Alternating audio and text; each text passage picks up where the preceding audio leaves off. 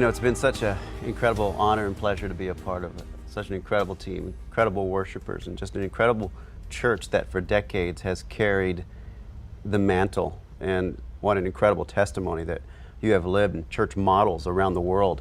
What does it mean for Dream and Capital to be a part of this? Number one, lives are going to be reached like never before. That excites us. That's why we're doing this. I know that's the heart of everyone that's involved with this project.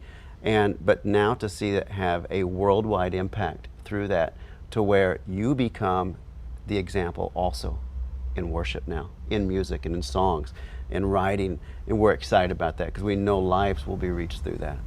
Our goal is to build his church, to continue to build his church, worldwide, statewide, wherever. We just want to build his church. That's what we want to do, and that's what we want to come through in this album. Sure, you're gonna hear great music, you're gonna hear amazing vocalists, like just incredibly anointed people who have said yes to the call that he's put on their lives. But more than that, you're gonna hear him.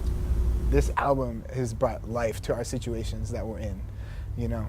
And I don't think that that would have been possible unless we had taken the spiritual anointing seriously. My goal as a worship leader is to lead the congregation into an awareness of how near his presence is to us. And I mean, that in itself is crazy already. So you give me a song and you say, hey, Joe Lauer wrote this song and we want to share it with the congregation, and I'm like, really? Even more incredible. When a song is birthed from within, and within the body, within the church, there's just that special something. And so that was what is so great to see from here, because there's a lot of great songs out there, but there's not the ones that are birthed from here, from your hearts, from pastors' hearts. And so I believe without a doubt the heart shows through on this album.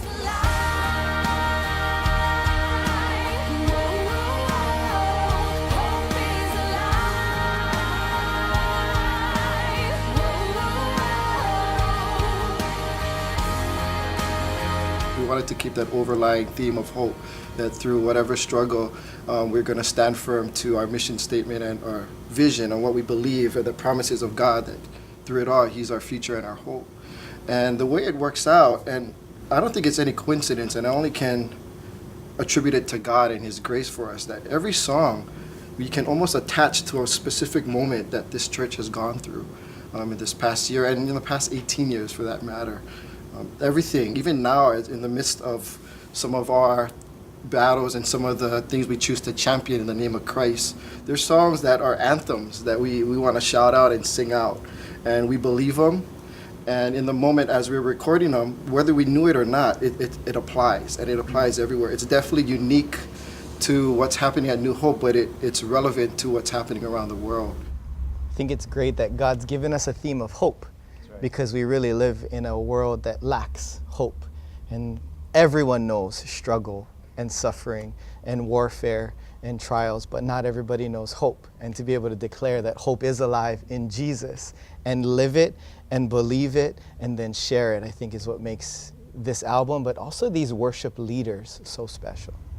It's so true. You look back at just literally the last year and everything that we've experienced, and it's the hope that we have and the hope that we stand on, his truth, and his promises are real and they're gonna come true. It's pretty crazy, because I mean, that's it. That's what we need. We need that. And so when you